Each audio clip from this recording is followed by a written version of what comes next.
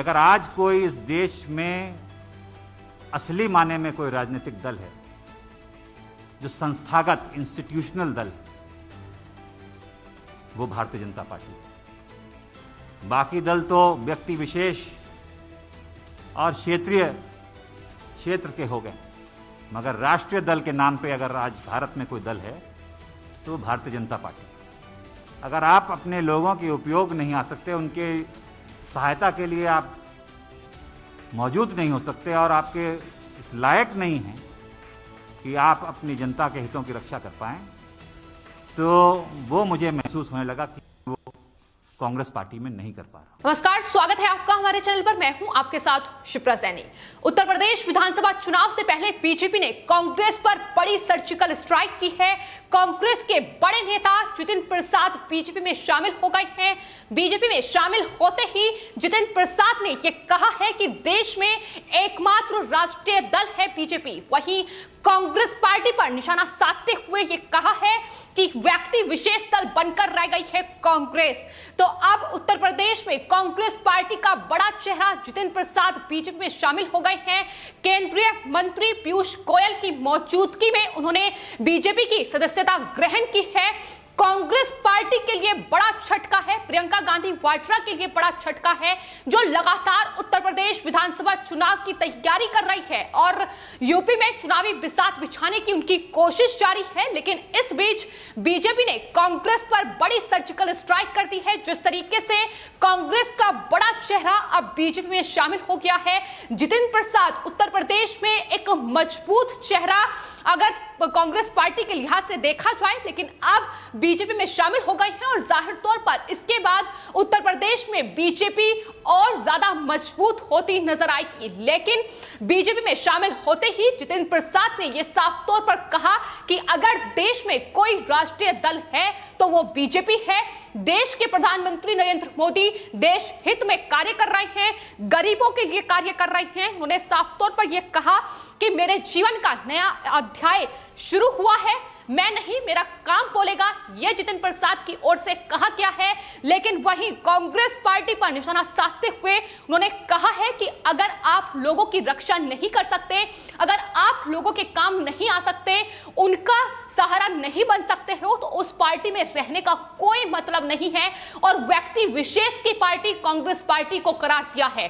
तो फिलहाल उत्तर प्रदेश में विधानसभा चुनाव से पहले यह बड़ा झटका कांग्रेस पार्टी के लिए है। तो कांग्रेस पार्टी के बड़े नेता जितिन प्रसाद, जो कि उत्तर प्रदेश के शाहजहांपुर से ताल्लुक रखते हैं, पश्चिमी यूपी में एक बड़ा चेहरा पार्टी का माने जाते हैं, लेकिन अब बीजेपी में शामिल हुए हैं। तो जाहिर तौर पर बीजेपी उत्तर प्रदेश में खासतौर पर अब और ज्यादा मजबूत होगी। लेकिन कांग्रेस पार्टी जो लगातार पहले से ही उत्तर प्रदेश में बिखरती नजर आई है, अब कहीं ना कहीं जमानत जब्त होने के संकेत मिल रहे हैं। जिस तरीके से पार्टी का बड़ा चेहरा अब बीजेपी का दामन थाम रहा है, लेकिन कांग्रेस पार्टी में जिस तरीके से ये अंदरूनी कलह चल रही है, इसका ही नतीजा है कि कांग्रेस पार्टी तमाम अपने बड़े नेताओं को एक के बाद एक गंवाती जा रही है।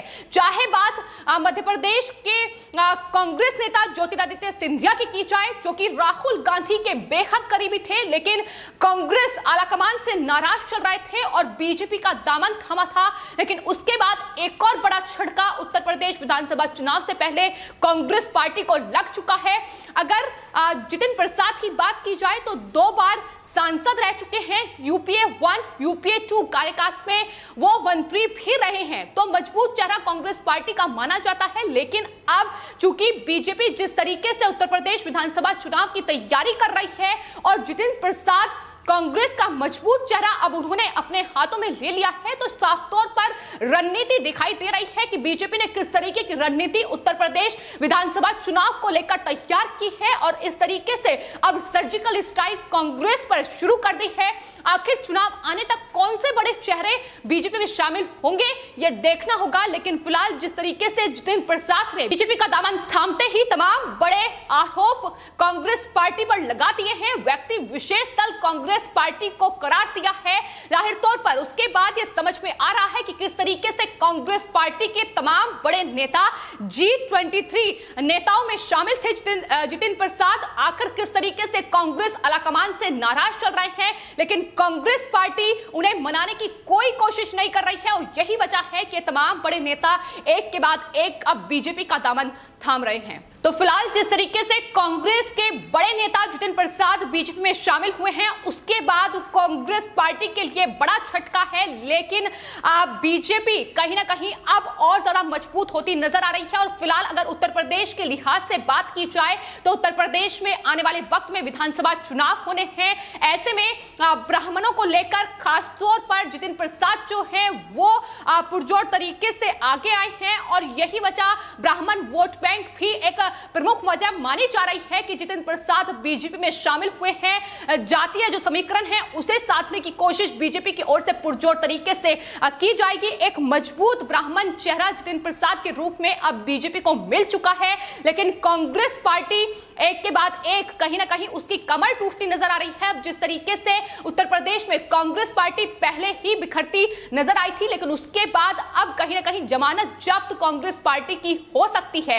बात अगर जितिन प्रसाद की जाए तो उन्होंने खुद ये जानकारी दी है कि 3 पीढ़ी की कांग्रेस में थी, लेकिन अब उन्होंने बेहद सोच समझकर यह फैसला किया है कि वो बीजेपी में शामिल हो जाएं। आपको बता दें जो उनके पिता हैं जितेंद्र प्रसाद, वो भारतीय राष्ट्रीय कांग्रेस के उपाध्यक्ष रह चुके हैं। इतना ही नहीं, नरसिम्हा राव और राजीव गांधी की सरकार में वो उनके सलाहकार भी रह चुके हैं।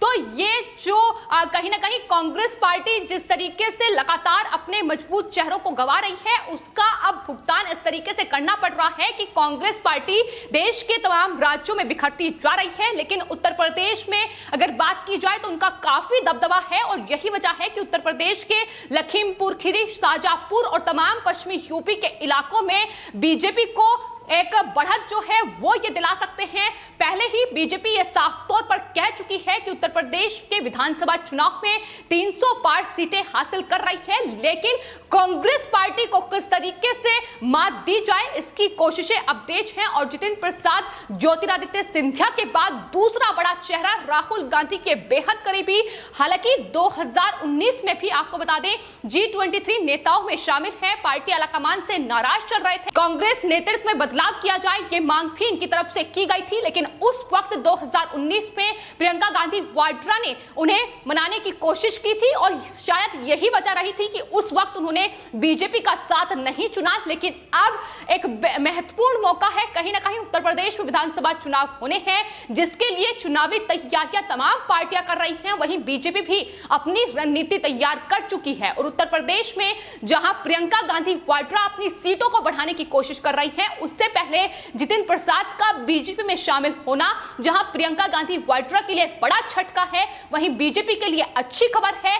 चाहे फिर जातीय समीकरण के लिहाज से बात की जाए या मजबूत चेहरे के लिहाज से बात की जाए, तो तमाम तरीके से उत्तर प्रदेश में अब कहीं ना कहीं बीजेपी मजबूत होती नजर आ रही है। तो फिलहाल आज की जो तस्वीर है वो कांग्रेस पार्टी के लिए जाहिर तौर पर बड़ा झटका है, क्योंकि एक के बाद एक बड़े नेता हाथ से फिसलते नजर आ रहे हैं। इससे पहले ज्योतिरादित्य सिंधिया और अब जितिन प्रसाद, और उसके बाद सचिन पायलट को लेकर भी तमाम अटकलें लगाई जा रही हैं। जिस तरीके से राजस्थान में अशोक गहलोत सरकार में लगातार मनमुटाव देखा जा रहा है, मतभेद की खबरें सामने आ रही हैं। सवाल ये भी उठ रहे हैं कि क्या अगला बड़ा चेहरा सचिन पायलट होंगे, क्योंकि राहुल गांधी हो या प्रियंका गांधी वाड्रा हो या सोनिया गांधी ही क्यों ना हो, तमाम ये जो पार्टी से नाराज नेता चल रहे हैं ये उन्हें चिट्ठी लिख चुके हैं, लेकिन इस पर कोई भी संज्ञान नहीं लिया जा रहा है। और यही वजह मानी जा रही है कि तमाम जो बड़े चेहरे हैं एक के बाद एक पार्टी का साथ छोड़ रहे हैं। उत्तर प्रदेश में अगर बात की जाए तो उत्तर प्रदेश में भी कांग्रेस पार्टी के कई चेहरे ऐसे हैं जो आने वाले वक्त में, यानी जब तक चुनाव करीब आएंगे तब तक बीजेपी का दामन थाम सकते हैं। उसमें रायबरेली से जो विधायक हैं अदिति सिंह, वो बीजेपी में शामिल आने वाले वक्त में हो सकती है। जिस तरीके का मतभेद कांग्रेस पार्टी के साथ उनके चल रहे हैं, इसके अलावा राकेश सिंह एक एमएलए हैं जो कि रायबरेली से ही हैं, वो भी बीजेपी में आने वाले वक्त में शामिल हो सकते हैं। और आज उत्तर प्रदेश में कांग्रेस पार्टी का मजबूत चेहरा राहुल गांधी के बेहद करीबी कांग्रेस के तीन पीढ़ी से जो है वो कहीं ना कहीं उनके पिता और वो खुद कांग्रेस पार्टी का हिस्सा रहे हैं, लेकिन इससे ये समझा जा सकता है कि फिलहाल कांग्रेस पार्टी में किस तरीके का मतभेद, किस तरीके की अंदरूनी कलह चल रही है और किस तरीके से जो कहीं ना कहीं मोहभंग है नेताओं का वो कांग्रेस पार्टी से हो रहा है, जिसका फायदा पुरजोर तरीके से बीजेपी उठाती नजर आ रही है। और आज जितिन प्रसाद का बीजेपी में शामिल होना उत्तर प्रदेश की राजनीति में बीजेपी को कितना मजबूत करेगा ये आने वाले वक्त में देखना होगा। लेकिन फिलहाल जितिन प्रसाद जिस तरीके से बीजेपी में शामिल हुए हैं, उन्होंने प्रधानमंत्री नरेंद्र मोदी से लेकर गृह मंत्री अमित शाह की तारीफ की है, लेकिन वहीं कांग्रेस पार्टी को एक व्यक्ति विशेष दल करार देते हुए यह साफ तौर पर कहा है कि अगर किसी पार्टी में रहकर आप अपने लोगों की रक्षा नहीं कर सकते, उनकी सहायता नहीं कर सकते, तो उस पार्टी में रहने का कोई औचित्य नहीं है। और यह साफ तौर पर कांग्रेस पार्टी को समझना होगा, कहीं ऐसा ना हो कि आने वाले वक्त में उत्तर प्रदेश विधानसभा चुनाव में जो प्रियंका गांधी वाड्रा सीटें बढ़ाने की तैयारी कर रही हैं, कहीं चुनाव में उनकी जमानत जब्त ना हो जाए। फिलहाल आपकी इस पूरे मामले पर क्या राय है, हमें कमेंट बॉक्स में जरूर लिखें और चैनल को सब्सक्राइब करें। धन्यवाद।